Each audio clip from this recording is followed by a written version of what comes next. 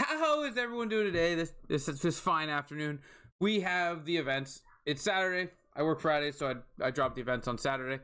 And I'm just going to talk about what I think of this new event and the new surprising thing that came with it. But yes, the free 87. And I know sometimes I say free 87 because I'm referring to just putting a little time in the game to get free cards. And people might be thinking, how much time do I got to get this card? Absolutely zero. It is absolutely zero. Now, the cards come with an interesting little twist, and we're going to talk about that right away. And I just don't know what it could mean or where we could go with it, but it could be interesting, and I'm not against it. But let's go, guys. If you do enjoy it, give it a thumbs up. Don't forget that sub button and notification bell down below. We are so close to 2,000. It's like right there. So if you're not subbed, I'd really do appreciate it if you hit it, if you do enjoy it. If you do enjoy it and you don't want to miss anything in the future, well, let's get into this free 87 and then get it into week 2 of next gen MSP and everything we need to know. Okay, so in the store, you're going to see Celebrities Choice Pack. Now, what it is 3 media presences in the hockey community, not just EA Sports NHL, but in hockey in general. You got Bell and Barber. Ridiculous hands on these guys, as we all know. Like, we've all seen their TikToks, and they're just unreal. And then you got Nasher, as everyone knows, probably one of the biggest social media presences in the NHL, like EA Sports NHL, eShul, HUT, inline hockey. So they're just throwing a little bit of love in the way of these guys, and you know what? It's fun, right? It's fun. It's, in my opinion, an eShul thing. I think that this peels from the authenticity, we'll say, of building an NHL hockey ultimate team, but it is fun. Now, where this could go could be interesting. Like, could we get into this being like Fortnite skins, right? Like, are we gonna see more of this year, or is this a warm-up? Is this EA dipping their toe in the water to see if we're okay with this? And if so, do we get like the Hanson brothers next, or, you know, Dean Youngblood? If you don't know who those are, check those out. They're movie characters, hockey movie characters. Or do we get Doug Glatt? Is Doug Glatt next on the list? But I'm gonna pick this 187. That's probably about as much as we're gonna talk about that. We're just got to wait and see. Like I said, when it comes to EA and what they do, we're along for the ride. So just try to enjoy it the best you can, right? As for who I'm gonna choose, unfortunately, none of them are gonna make my team. So I'll take Nasher, but none of them are making my team. They're just honestly being held for whenever 87 sets come into the game. And if you're wondering about that, I'm doing a Sunday Savers video tomorrow, guys. Make sure you don't miss it, because we're going to be talking about what you need to start saving for up in the future. But Nasher, off to the collection. And let's look at these events and see what we got. So we know we got Nasher, Bell, and Barber. And then coming along with the celebrities, we got Nash, Probert, Solani, Bobrovsky, Sider, Jaguar, Raymond, Werenski, Chris Johnson, Osgood, let's go, and Fowler. Very good names for theme teams, and you know, you can't hate it. It's fun, right? It's fun. Good, not bad card art. Pretty bright card art, vibrant card art. And as for week 2 MSPs, we got Jaracek, Wolf, Cooley, Carlson, and Bedard. The back 2 in Jaracek and Wolf I'll look at, but I feel like they don't have the ability with the bottom 3 to become Calder candidates, and with Luke Hughes in week 1. Those would be my top 4 guys. Bedard's a 99, and then for the 96, you're looking at Carlson, Cooley, or Luke Hughes in the 2 of those 3.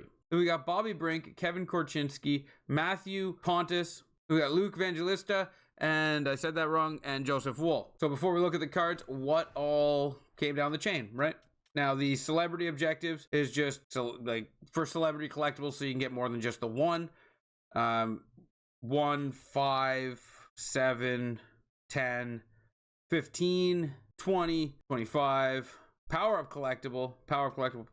So you get 25, you get 26, but I think they're like 30 to build. So you don't even get enough to build them. Plus, you need them, as you're gonna see, to get them, right? So if you don't have, say you have Bell, well, Bell doesn't have anything to get collectibles, so you need to go get Nasher to get the 5 collectibles to build Nasher, but you need 5 collectibles to build Barber, so you're going to get stuck with collectibles here. We're going to have to check that set out and see what else there's to use collectibles on before you just go hog wild on this one. And then in week 2, 15 games gets you Quinn, assists, all that fun stuff. It doesn't say with week 2 players, so if you're still working on week 1, your week 1 players should help with your week 2, and then you're going to see like the same, Cooley goals, Juracek assists, Carlson points, Bedard points. They both need points.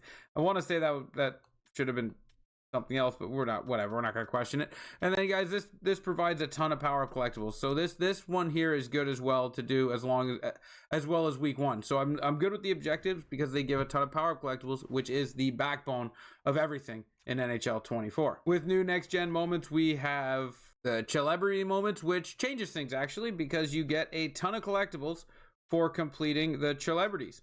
So that actually changes things because you get 29 collectibles here, 29 collectibles there. So just by doing these, you can almost build one. But if you do all 3, you can almost build them all. So but it's not a lone player. Oh, this is interesting. Okay, so because I took Nasher, I would have to go in and take 10 toe drag shots with Nasher, take 5 slap shots with Nasher, and perform dekes with Nasher. So this is all something you can do fairly easy, and you don't have to score goals to do it. And that'll give you 29 collectibles. And then you use those 29 collectibles to buy another one. And that's okay. So that's starting to make a little more sense. That's not too bad now. That's not too bad. You can get all 3 87s for free just with time. That's not bad. Good job. I'm going to have to do all these just so I can have 3 87s for exchanges. But good job. Don't forget to leave in the comment section down below if you also think that. Okay, I'm going to start with Logan Cooley, one of the Calder candidates, we'll say. 92 speed at 5'10", 170 is a little light. Actually, that 170 is a lot light I like the agility at 90 and the speed at 92. This is a card I'm probably going to use just to see how I like him. And it's a card that I'm going to be saving just in case he becomes a Calder candidate, I can get him up to a 96. And depending on when they do that, it would be April-ish, I think. It'd be May-ish, I think.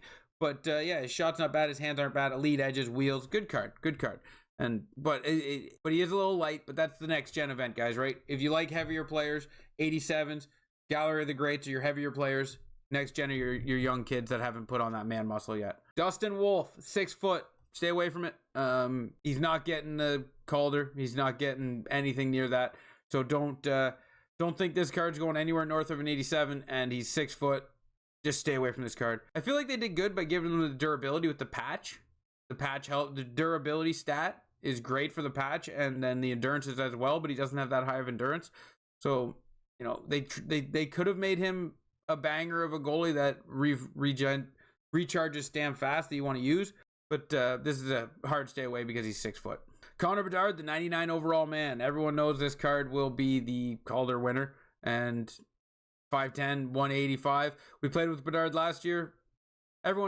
Most people played with Bedard last year, so you know exactly what you're getting into with this player. 92 speed, make it snappy and unstoppable force. 99 wrist shot accuracy. With the way that the patch has changed for shooting, this card is going to be nasty, and it will be on my team. I'm probably going to go build it immediately and just put him on my team and have fun with the card because that 99 accuracy is going to be nasty, and he's going to be a 99. David Juracek. 6'4", 200 pounds, 199. Coming with shutdown and heat seeker. 89 speed is slightly slow, but with that size, if you play good positioning, he's got 89 strength, 86 body checking, which is actually a little tough. I wish if you're going to give the guy slow speed, you'd give him at least hitting. Poke check's good. Defensive awareness is good.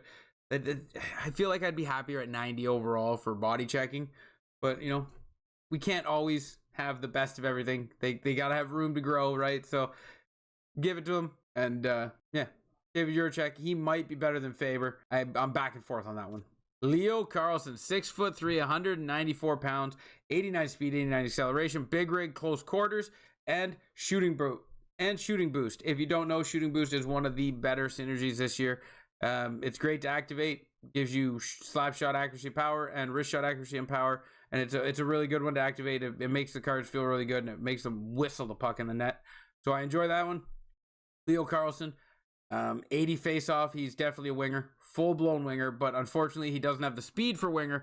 So you're caught with this Carlson card that's not good enough to be a center, but not good enough to be a winger with what we've got out for wingers. So I feel like this card had the potential with its synergies and its abilities, to be a banger of a card, but it's a shame because that height and like I said, it's a shame because like I said, his height, his synergy, his abilities are great, but the speed and the face-offs keep this card from where it needs to be. Now, week 1, Connor Zary was the base power-up next-gen player that was phenomenal, and Kevin Korchinski is the week 2 base power-up that I think everyone's gonna either want to build, or if you're looking to save, like if you got a God Squad, you're not gonna want this team, but if you got a free-to-play team and you're only getting into one of these base cards and you want to know which one, I think it's Kevin Korchinski.